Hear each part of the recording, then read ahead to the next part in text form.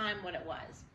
I was walking down the hallway between classes, shouldn't have been out of class. Absolutely should not have been out of class. I was walking down the hallway with a classmate of mine who was a person of color, who was doing nothing more wrong than I was doing. But when we were stopped, I got summarily ignored. I was not even acknowledged for being out of class. He was. And at the time didn't think much of it. But I have thought about that over the years of we were both doing literally the exact same thing. Neither one of us should have been in that hallway, neither one of us should have been in that class. He was no more, I'm gonna put this in quotes, a troublemaker than I was. Why he got singled out in that moment, I don't know. Whether that was racist or bias, I'm not sure.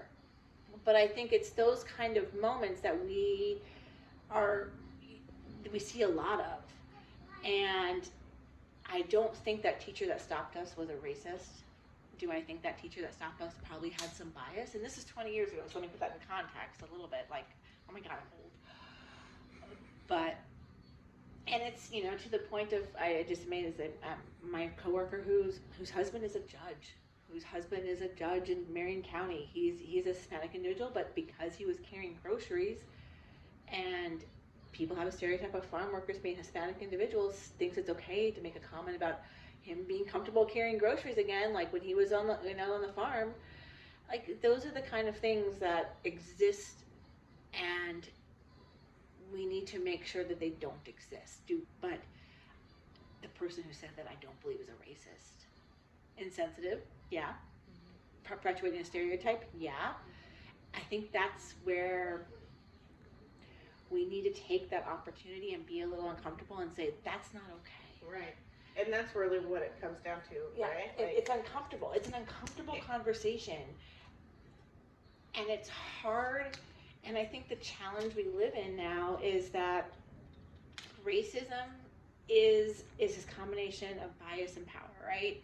And so the people whether they have asked for it or it has been kind of put upon them culturally, society, and I think you can say this in this conversation, white people need to be the ones who stand up and say, that's not okay. It's those deadly combination of those two that make racism so powerful. And then it's the choice to how you use that and power. how you use right? that power. So if you're the person that has that power, then really the onus sits on your shoulders to stand up and say, hey, that's not right. And it extends beyond race. I mean, it's any kind of discrimination. It could be against women. It could be against a veteran. It could be age. It could be LGBTQ communities. The people who have the power in any of those scenarios also has the responsibility to stand up and say, that is not okay. This is an opportunity to learn and do better, because that's what we're always trying to do. We always should be looking to do better and to learn from where we've been.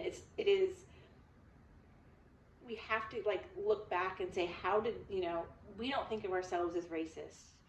We don't think of ourselves as discriminatory, that we have moved on, but we're still working in a world that was built on those principles and those actions. And it's, how do we change it from some of those systems, which is kind of the conversation we're having now, is how do we undo some of the systems that were built at a time when women weren't allowed to vote.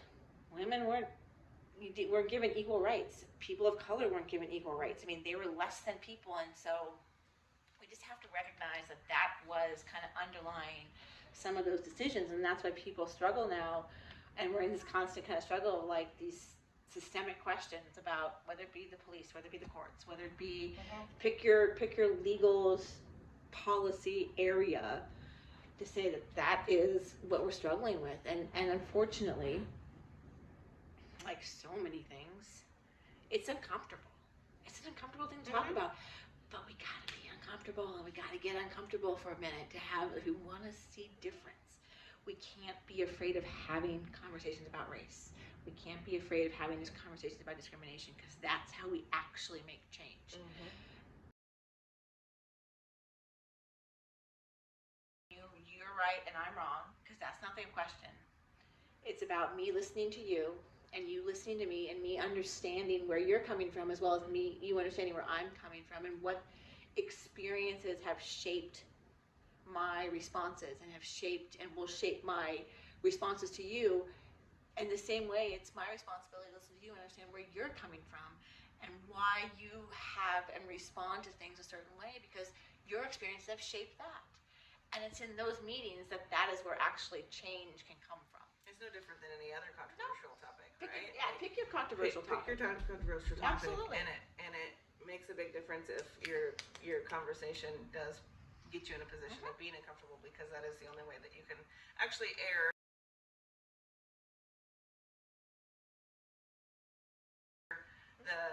the true feelings of the conversation. Exactly.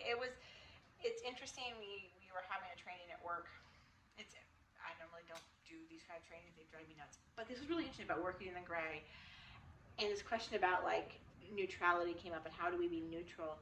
And I was like, how do you not have your story come out? And it's like, no, she's like, your story is your story. Your story is what has got, your story is fact for you. And you have to understand that person's story is fact for them.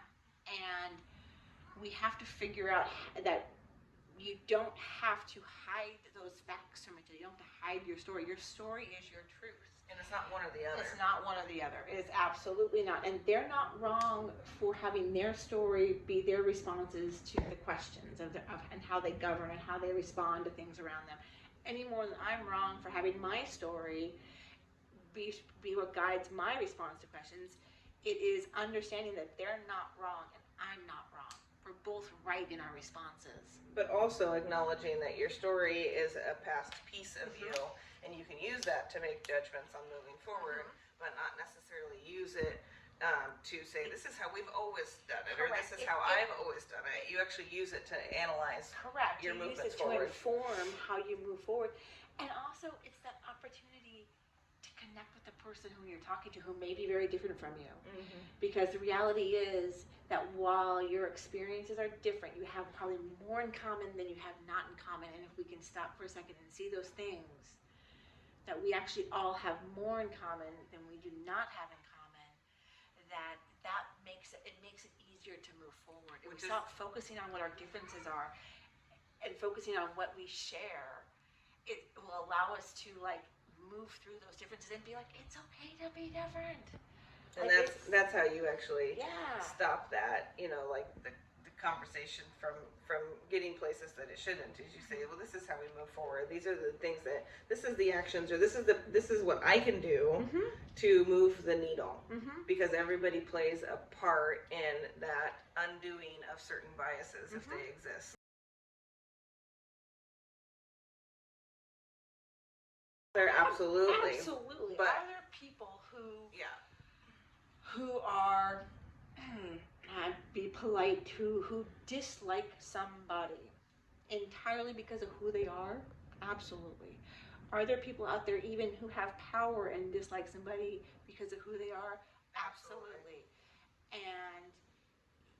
But I don't think that that's everybody. And unfortunately, words matter. Yeah. And recognizing, using a term racist, but discrimination, those are very powerful and loaded terms and should be used as if they are very powerful and loaded terms, and not to throw around at people when people are ignorant, people are biased.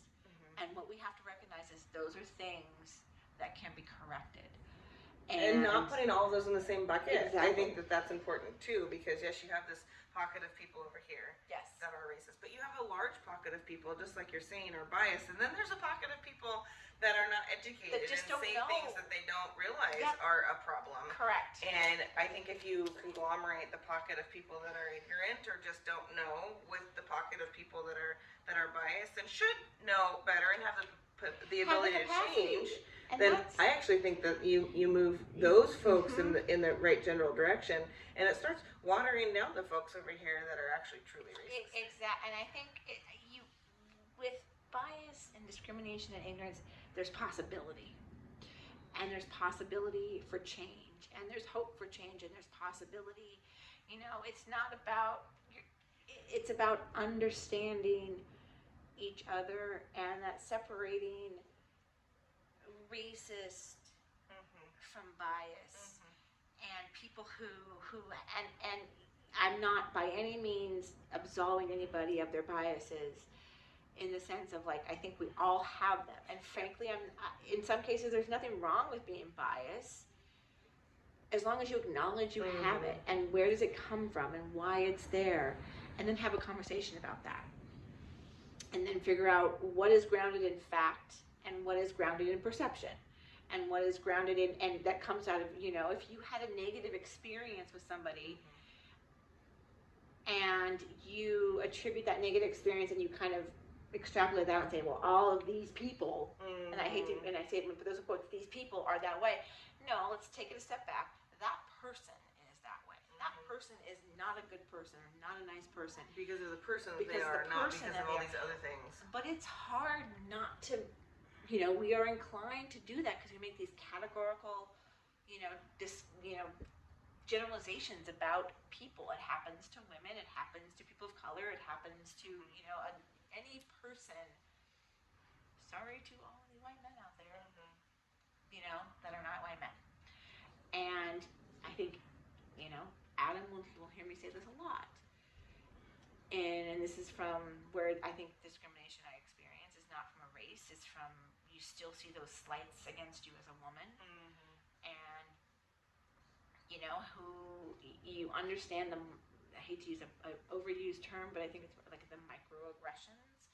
Like you get a man who feels the need, his way of feeling important is to minimize you.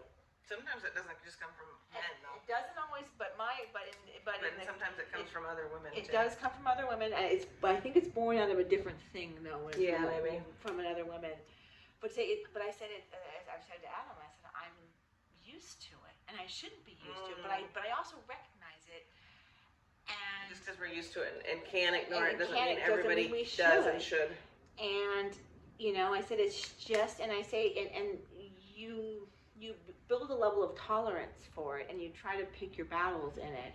And I think that you could add that to any number of like I said, pick your race or language or ethnicity or LGBTQ communities who experience those type of things. Do I think those men are just like me as a woman? No.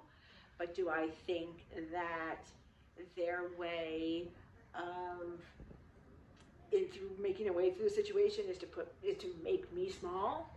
Yeah, I do. And I don't, and so, and it's just part of, and it shouldn't be, but it's just kind of part of, and that is where, I wish it was two legislators. It's what it is. I can't do a lot about that, but I recognize it and I feel it, and you can't tell me that that's not what it was. And so I think in confronting it from a race perspective, if somebody says to you who is a person of color, I feel like you saying that and I felt this way, about that, you have to take that as their truth. You have to listen. And you have to listen. It's your job to listen. And you have to say, okay, your experiences, who you are, has informed you. And so so we can talk about that, and we can do different, and that's the place we break down at, in that moment where somebody, and because it's hard not to get defensive. Yeah, it's hard not to be defensive about somebody thinking that you said something or did something that offended them, and you weren't intending to do that. Yeah, and I think that's what we hear a lot of, well, I didn't mean to, or that's not what I meant, so you shouldn't take offense to that. And it's okay that you did. I didn't mean it that way. Let's have a conversation about that. And it will inform everybody. And it's just that is where we break down, because it's hard not to get put back on your heels a little bit of and it's okay, that wasn't what I meant. Let's talk about that briefly. And I get what you're saying. I can do different, and you understand where I'm coming from. We move forward, and that's the challenge we have.